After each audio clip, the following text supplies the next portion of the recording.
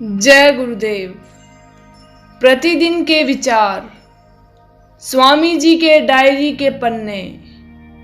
तारीख 1 जनवरी 1965 से। सत्संगी की रहनी। प्रत्येक सत्संगी को जब वह सत्संग में उपस्थित हो उसे यह सावधानी रखनी जरूरी है कि अपने वादे के अनुसार सदा अपनी दैनिक क्रिया में तत्पर रहे और सत्य के पथ को अपनाने में कुसंग से बचता रहे, ताकि अपना स्वभाव संसारी भाव का न बनने पाए। आदत ही को बदलना संत मत की खास हिदायत है। अपनी जीवन की दिनचर्या सदा गुरु चरणों में गुजारना चाहिए और जो भी प्रसाद रूखा सूखा मिले उसे गुरु प्रसाद भाव से स्वीकार कर लेना चाहिए और समय समय पर साधन में अपने को तन्मय करने की पूर्ण साधना करते रहना चाहिए। जब तक यह साधन सिद्ध न हो जाए तब तक यही साधन करने में लगे रहना अनिवार्य है। विशेष ध्यान अपने कर्म पर रखना जरूरी है। साथ रहने वालों की रहनी। आज सीकर ही था। साथी जनों को उपदेश है कि जिस कार्य हेतु अपना घर छोड़ा है वही काम करना। विचरने की हालत में साथी जनों को अपने रहन सहन, बोलचाल और आंख को संभाल कर रखना है, क्योंकि यहाँ माया का जोर चल रहा है। किसी वक्त भी साथी जन के मन को विचलित कर सकता है, क्योंकि मैंने अपना निजी अनुभव किया है कि गुरु जब देशाटन अपने प्रेमी जनों के हित करते हैं तब उनको हर भाव में जाना पड़ता है।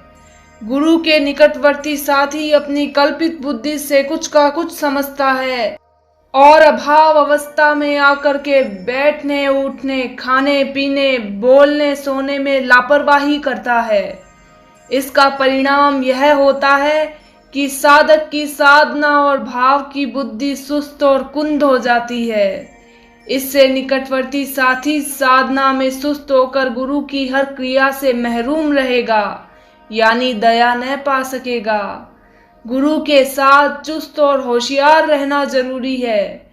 अपने शरीर को गला देना जरूरी है। जिस नियम को गुरु बना दे उसी पर हावी रहना चाहिए। गुरु की हर कृपा पर आशिक रहना शिष्य का मुख्य धर्म है। गुरु की कृपा साथी जनों पर बहुत होती है। साथी जन अपना विचार मजबूत नहीं कर पाते हैं। जिन कर्मों के बस होकर जीव को नरकों की असहाय त्रास पाना है, गुरु इसी असहाय त्रास से छुटकारा कराता है। गुरु चाहता है कि निकटवर्ती साधक शुद्ध भाव में आकर अचल साधना सूरत के जगाने की करने लगे और अपना जलवा आप देखे। पर साधक किसी न किसी क्रिया का शिकार होकर साधन की मनोवृत्ति बदलकर संसार के भाव की मनोवृत्ति में रमण करने लगता है। साधकों, होशियार रहो। जो रास्ते में गाफिली करोगे उसी में लूट लिए जाओगे।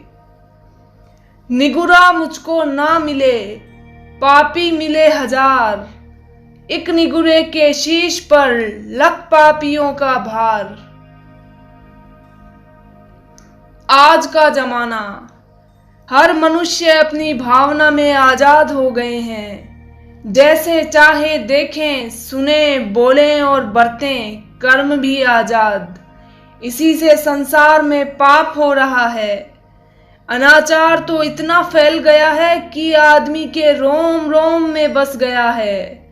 दिल्ली में तो आदमी इस कदर भाग रहे हैं जैसे कहीं आग लग गई हो, सब बुझाने जा रहे हो।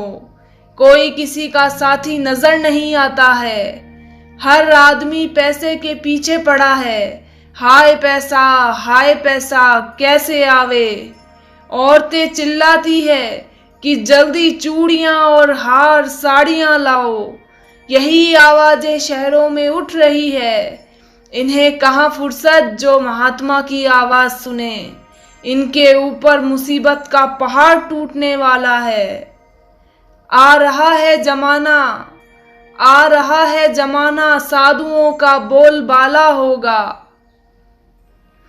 आज दुनिया दुखी है, प्रार्थना करके पूछती है कि दुख से छूटने का सामान होगा। होगा जरूर, पर अभी देर है।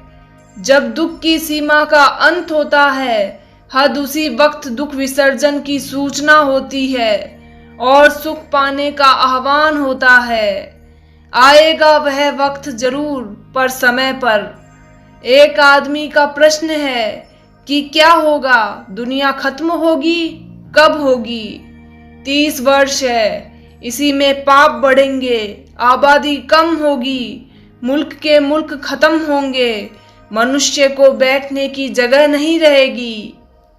गुरु और शिष्य का संबंध। गुरु और शिष्य का संबंध समझने में लोगों को भूल व भ्रम पैदा होते रहते हैं। हालांकि बात स्पष्ट है कि गुरु रास्ता दिखाने वाला है और शिष्य अपना जोर लगाता है।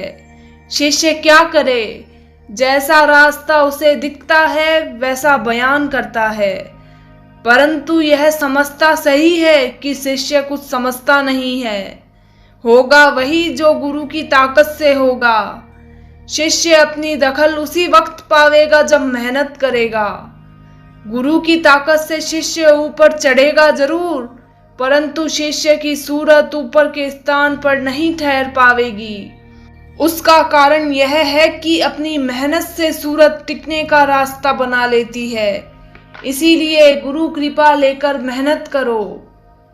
जो जीव उपदेश लेकर मेहनत नहीं करते हैं और मुफ्त के हरामखोर हैं, उन्हें कुछ नहीं मिलता है, क्योंकि गुरु ने मुफ्त का धन उनके नासिक कर्म अनुसार न दिया तो अभाव में आकर मुफ्त का धन लेने की नीयत से चोरों की तरह घूमते हैं, और जब नहीं मिला तो वहां से भी हट जाते हैं। ऐसे जीवों के मन में अनेक विकार रहते हैं। आप भरमे हैं और दूसरों को भरमाते हैं। ऐसे जीव संतों के पास बहुत आए और चले गए और आज भी हैं। कर्म अनुसार बेचारे धक्के खाकर 84 में चले जाते हैं। उनका कोई रक्षक नहीं होता है। जीवों को संभल कर गुरु के पास जाकर साधन में तत्परता रखनी जरूरी है, जिससे सूरत अंतर्गत में जाग जावे और शब्द की धार को पकड़ ले और सूरत में चैतन्यता आ जावे। इसीलिए गुरु की आज्ञा का पूरा पालन करना चाहिए। सत्संगी के आपस के व्यवहार। सत्संगी जनों को आपस में किसी प्रकार की तनातानी नहीं रखनी चाहिए और कोई ऐसा शब्द प्रयोग नहीं करना चाहिए जिससे दूसरों को दुख हो। वचन उतना ही बोलो जो दूसरा आसानी से सहन कर सके। इस बात का सदा ध्यान रहे कि दूसरा अपने से दुखी न हो और परमार्थ की सीढ़ी से न उतर जाए। वचन तोल कर मुंह से निकालो, सबको प्रिय भाव में लो। वह तुम्हारे साथ प्रेम से न बोले तो दुखी न हो। वास्तविक दर्शन किसे कहते हैं? कुछ लोग दर्शन के विषय में बहुत धोखे में पड़ जाते हैं, इसलिए इसे भी कुछ साफ कह देता हूं ताकि गलती न हो और वह अपने उद्योग से हाथ न खींच ले। यह संपूर्ण जगत कल्पना की ही मूर्ति है। जिस तरह बर्फ के अंदर जल के और नमक के अंदर नमक के परमाणु ही रहते हैं, उसी तरह वाणी के अंदर कल्पनाओं का भंडार रहता है। इन सारी कल्पनाओं को त्याग कर एक कल्पना को पकड़ना ही साधना कहलाती है। ऐसी कल्पना को पकड़कर जब साधक अभ्यास करता है तो आगे उसी कल्पना का रूप बन जाता है अथवा वहां कल्पना के अंदर समावेश हो जाती है, जैसे महर्षि पतंजलि ने बताया है। ऐसी अवस्था होने पर वही कल्पना साक्षात मूर्ति बनकर स्वप्न में या ध्यान में सम्मुख आ खड़ी होती है, कभी स्थूल सूरत में और कभी प्रकाश की शक्ल में। उसमें एक विशेष आनंद भी होता है, हर्ष और कुछ शांति भी मिलती है। इसे देखकर साधक चकित हो जाता है कि काम पूरा हो गया, साक्षात दर्शन मिल गया। परंतु यह दर्शन नहीं है, ऐसे दर्शन से धोखा खा के संतुष्ट न हो जाओ, बल्कि आगे बढ़ो। वास्तविक दर्शन की और निज कल्पना की कुछ पहचान बताते हैं, उसी से अंदाजा लगाओ। सत्य और कल्पना में अंतर। वास्तविक दर्शन और कल्पना का सबसे बड़ा अंतर तो यह होता है कि कल्पना की मूर्ति के अंदर क्षण क्षण में परिवर्तन होता है और वास्तविक शक्ल चाहे घंटों सम्मुख रहे वह एक जैसी रहती है, उसकी सूरत में कोई तब्दीली नहीं आती। दूसरा, कल्पना की मूर्ति से यद्यपि कुछ खुशी और आनंद मिलता है, क्योंकि उस समय मन चंचलता त्याग कर एक ही केंद्र पर स्थित हो जाता है और मन की एकाग्रता में ही आनंद रहता है। परंतु असली दर्शन के समय आनंद के साथ साथ ऐसी एक शांति होती है जिसमें न तो कोई चिंता या घबराहट रहती है, न किसी प्रकार का भय रहता है। जैसे सती स्त्री अपने बलवान पति को समीप देख के निर्भय हो जाती है, जैसे निर्बल बालक अपने माता पिता की गोद में बैठ के सारी व्यवस्थाओं से अपने को मुक्त देखता है, वैसे ही उस समय उपासक की दशा होती है। वह अपूर्व ढाढ़स और साहस अपने में पाता है, सारी अलौकिक शक्तियां अपने अधिकार में देखता है। उसे ऐसा प्रतीत होता है मानो कामधेनु और कल्पवृक्ष दोनों उसके आश्रम में ही आ गए हैं और मनचाही वस्तु देने को खड़े हैं। उतनी देर के लिए जीव की अल्पज्ञता जाती रहती है, वह सर्वज्ञ हो जाता है। कामधेनु और कल्पवृक्ष। कामधेनु और कल्पवृक्ष एक प्रकार की शक्तियां हैं जो साधना करते करते उपासकों में आया करती है। कामधेनु का अर्थ है कामनाओं अर्थात मुरादों को पूरा करने वाली शक्ति। जिस साधक के अंदर यह शक्ति आ जाती है, उसकी जो ख्वाहिश जिस समय उभरेगी उसी समय उसके पूर्ण होने का प्रबंध हो जाएगा। जिस पदार्थ की वह इच्छा करेगा वही वस्तु फौरन ही उसके समीप आ जाएगी। किसी चीज का किसी वक्त भी अभाव उसके लिए नहीं रहेगा। इसी को कामधेनु कहते हैं।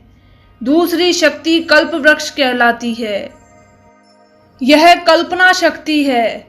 उसके उभरने पर मन की कल्पनाओं में यह ताकत आ जाती है कि ख्याल करते ही पदार्थ की कल्पित मूर्ति बन जाती है।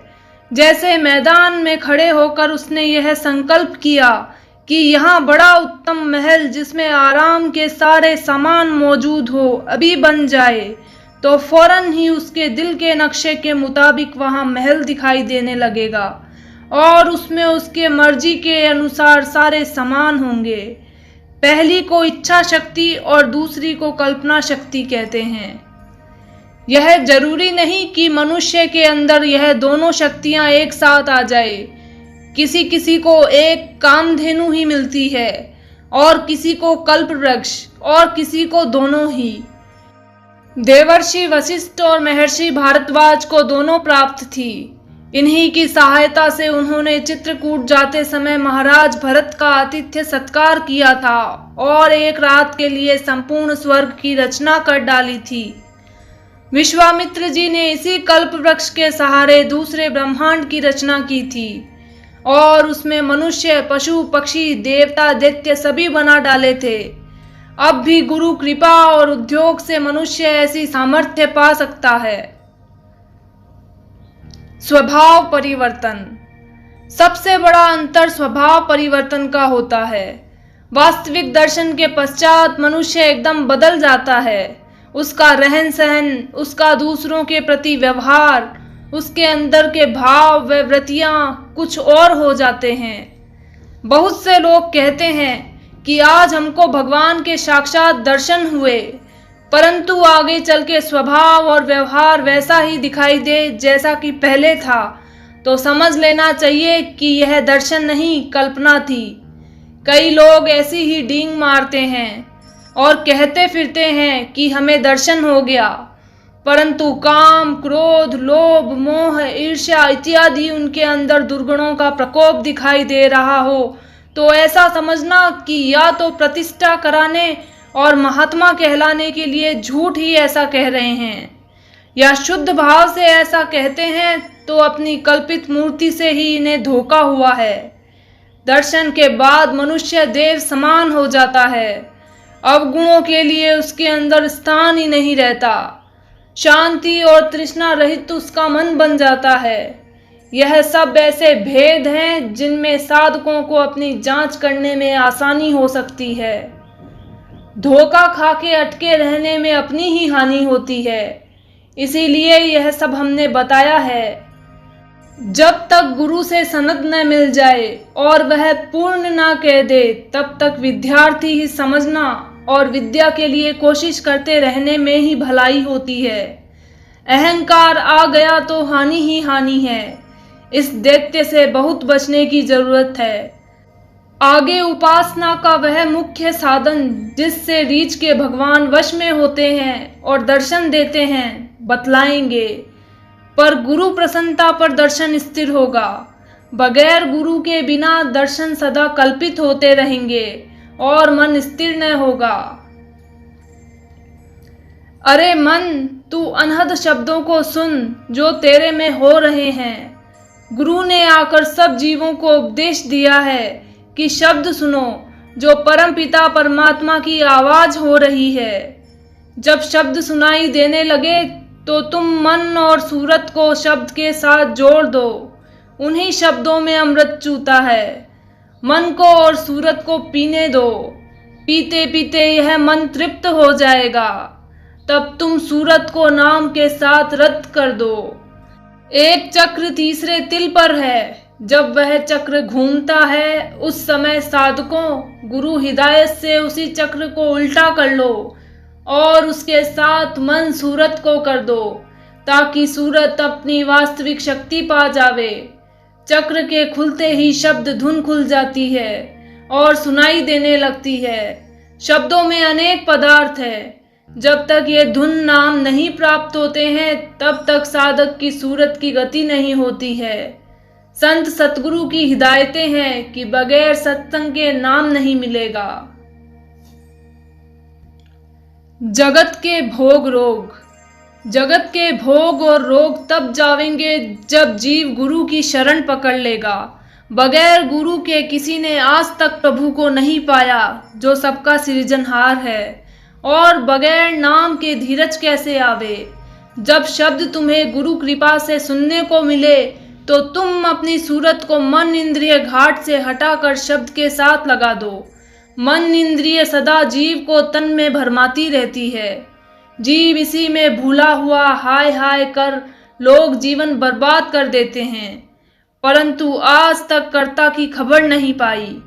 अब तुम खूब सोचो करो अपने मन में और कुछ अपने मन को रोको घाट पर ताकि शब्द सुनो। गुरु की खास आज्ञा है कि तभी सूरत अपने घर को पावेगी जब शब्द के साथ हो जावेगी। गुरु सब देखते हैं। अगर किसी दूसरे महापुरुष के सत्संग में आनंद मिले तो तुमको चाहिए कि उसे अपने गुरु के तरफ से आया हुआ समझो। जो कुछ भी जहां मिले उसे अपने गुरु साहब की दात अथवा महान कृपा जानो। गुरु साहब हर हालत में खबर रखते हैं जो कि हर वक्त उनकी निगाह के सामने है। उनके हुक्म की तामील कितनी हो रही है यह भी वह सब जानते हैं। इसीलिए हर वक्त गुरु साहब को हाजिर व गायब में भी हाजिर समझो। हर वक्त उनसे डरते रहो ताकि कोई बुरा काम तुमसे न होने पावे और कभी भ्रम में मत आओ। हर वक्त भय सामने रखो।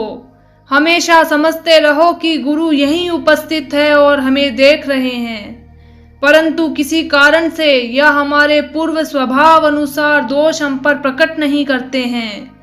यदि गुरु साहब उसके कर्म प्रकट कर दें तो वह सत्संग त्याग कर पूर्व कर्म अनुसार सत्य क्रिया छोड़ देगा। इसमें संदेह न लावें, तब साधक पापों से बचकर निकल पाता है। उससे वही काम हो सकते हैं कि जिनको गुरु का भय छुड़ा देता है। वह अति शीघ्र सत्पुरुष बनने का अधिकार प्राप्त कर लेता है और सत्य भाव पुरुष के गुण उस मनुष्य देह में उतर आते हैं। यह लाभ गुरु उपासना गुरु चिंतन का सेवक को प्राप्त हो जाता है। सेवक को सदा अपनी आंखें गुरु साहब के सामने रखनी चाहिए। प्रेम के अलावा सेवक के अंदर जितनी वस्तुएं हो उसे जल्द से जल्द निकाल कर फेंक दें और निर्मल प्रेम गुरु के साथ करना वाजिब है। ऐसों के पास बैठें कि जिसके पास बैठने में दुनिया की याद भूल जाएं और दिल खींचने लगे। तू उनकी सोबत से वैसा बन या वह तेरे जैसे हो जावें। इन ऐसी बातों को लोग गुर्डन समझते हैं, वह न करें। उनसे कोई जबरदस्ती नहीं करना, लेकिन जो सही सत्य परमार्थ है उसको आपके सामने खोल कर रखा है। गुरु कृपा से यही अनुभव हुआ है कि अंतिम पर्दा गुरु ही फोड़ता है। यहाँ अपनी कोई क्रिया नहीं कामयाब होती है। जप तप ज्ञान होम दान तीर्थ उपासना बैराग आदि काम नहीं देते हैं। केवल गुरु दया पर ही सेवक पार जाता है, परंतु गुरु माया मंडल के पार का होना जरूरी है। जो गुरु सहज दल कवल व शिव शक्ति के पार अथवा त्रिकुटी से ब्रह्म माया के पार पहुंचकर अपने बैठने का ठिकाना गुरु पद में बना लिया हो और जब चाहे गुरु को प्रकट करने की शक्ति गुरु में आ गई हो, ऐसे कामयाब गुरु को करना उचित होगा। ऐसा गुरु सेवक को माया के परे ले जाएगा। ऐसा गुरु सर्वव्यापी होता है जो कि हर मंडल में अपना आधिपत्य जमाए हुए है। ऐसे गुरु का शिव शक्ति ब्रह्म माया अन्य सभी नीचे के देवता सम्मान करते हैं और ऐसे गुरु शिष्य का सदा इच्छा मात्र से ही काम कर देते हैं। और जो गुरु खुद बंधन में बंधे हो वह दूसरे जीवों की बेड़ियां कैसे काट सकता है। इस वास्ते पूर्ण गुरु की खोज करना और इससे अपनी जरूरी मतलब आत्मनिबंधन के लिए राजी रखना अनिवार्य होगा। सेवक जो सेवा करता है उसको प्रसन्न करने के लिए जब तक हम उसके हृदय में अपने लिए प्रेम उत्पन्न नहीं कर लेते तब तक वह हमारी ओर क्यों देखेगा और हमारे लिए क्या कष्ट उठाएगा। यदि हम प्रश्न करते हैं और कहते हैं कि महापुरुषों की दृष्टि में दया होती है, वह दूसरों के कष्टों को दूर करना अपना धर्म समझते हैं, फिर हमें उनकी सेवा करने की क्या जरूरत है। यह महामूर्खता है। तुम्हारा भी उनके लिए कर्तव्य है। अपने स्वार्थ हेतु दुनिया में सबकी हाजिरी सेवा करते फिरते हो और नीच ऊंच का तुम्हें ध्यान हरगिज नहीं रहना चाहिए। मतलबी अपने मतलब के वक्त अंधा हो जाता है और अपना मतलब सिद्ध कर लेता है। इसी तरह आत्मनिरूपण के वक्त तुम्हारा खास मतलब है। इस काम में तुम जरा भी अंधे नहीं होते हो, बल्कि तुम बहुत चालाक रहते हो कि महापुरुष माल असबान धन आदि वस्तुएं न छीन ले। परमार्थ में इसी प्रकार का नियम लागू करना होगा। किसी प्रकार की अकड़ से काम नहीं बनेगा। अहंकार त्याग के जो मालिक के भक्तों की भक्ति करता है तन मन से और जो उसके आश्रित हो जाता है, उसी के भाग्य में भगवान है, उसी के लिए सच्चा मोक्ष है। अंत में सब इसी खाम ख्याली में पड़े हैं कि आवागमन का चक्र कट जाए। पार होने का सेंटर। किसी काम के सीखने के हेतु केंद्र स्थान पर जाना होगा और उससे अपना पूर्व प्रेम स्थापित करना होगा। सतगुरु भी महान विश्वव्यापी शक्ति का एक सेंटर है। सेवक का संबंध गुरु से जब तक नहीं होगा तब तक शक्ति की आकर्षण धारे तुम्हें कैसे मिलेगी और तुम्हारा सच्चा उत्थान कैसे होगा। इस रहस्य को समझो। जो अपनी बुद्धि और बल का अभिमान त्याग के अपने अहम को मिटा के आत्र और दुखी हृदय से भगवान को पुकारते और उनका सहारा लेते हैं, उनको उद्धार करने वाली धारें दी जाती है। उसके लिए प्रभु की दिव्य शक्ति आती है और मनुष्य को माया के संग्राम करने और पार होने के लिए शक्तिशाली बनाती है। परंतु परमात्मा की धारे जो नूरानी होती है वह किसी दिव्य महान आत्मा महात्मा सत्पुरुष से प्राप्त होती है। सीधी धारों की रोशनी लोग ले सकते हैं, परंतु ऐसे वही लोग होते हैं जो महान ऊंचा संस्कार लेकर मनुष्य तन में आते हैं। ऐसी आत्माएं सदा सत्य पथ पर ही रहती है और यही आत्माएं गुरु का सही आदर करती है। एक खोजी के लिए यह नियम प्रयुक्त नहीं होगा, उसे गुरु से पूरा नाता प्रेम का जोड़ना होगा। बिना गुरु के बहुत कोशिश करने पर उन्हें थोड़ी झलक दिखाई पड़े, परंतु आगे फेल हो जाते हैं। जब तक जानकार का सहारा नहीं लोगे तब तक सही उद्देश्य में सफलता नहीं मिलती। गुरु ही मुक्ति का दाता क्यों? मनुष्य के शरीर में इंद्रिय के स्थान वैसे ही हैं जैसे आंतरिक इंद्रियों के। मन, चित्त, बुद्धि, अहंकार के भी स्थान है। इन स्थानों की चढ़ाई एक दूसरे से बहुत विलग है। ज्यों ज्यों ऊपर चढ़ता है त्यों त्यों सूक्ष्म मंडलों में साधक को कठिनाइयां बढ़ती जाती है। मनुष्य अपने उद्योग से मन, बुद्धि, चित्त का पर्दा फाड़ सकता है, पर अहंकार का बारीक आवरण दूर करना उसके सामर्थ्य के बाहर की चीज है। इसको गुरु ही दूर करता है। जब तक स्थूल रूप में अहंकार मौजूद रहेगा तब तक मुक्ति सही नहीं है। इसीलिए गुरु को मुक्ति का दाता माना गया है। इन माया के बंधनों को काटने के लिए और अपार भवनिधि पार होने के हेतु सामर्थ्य का सहारा लेना होता है। होशियार मल्ला ही नाव किनारे लगा सकता है। माया की चप्पल अजीबो गरीब है, जिसके सर पर पड़ती है वही जानता है। इस महाभवकूप से बचने के लिए गुरु का पूरा सहारा लेना होगा।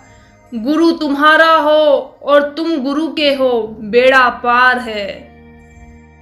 गुरु और शिष्य का नाता। गुरु और शिष्य का नाता पिता पुत्र का होता है। दोनों मिले जुले होते हैं। आपस की जो संपत्ति होती है वह एक दूसरे की होती है। पुत्र की आवश्यकता पर पिता बेखटक देता है और पिता की जरूरत पर पुत्र देता है। न पिता हिचकिचाता है और न पुत्र हिचकिचाता है। इस तरह गुरु और शिष्य हर क्रिया में मिले जुले रहते हैं। शिष्य गुरु से इतना प्रेम करता है कि उसे अपने क्रिया का भान भी नहीं रहता। जो क्रिया होती है वह गुरु की।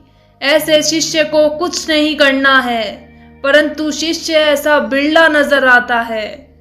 गुरु भाव में लीन हुए शिष्य संसार भर में बहुत ही इने गिने होते हैं।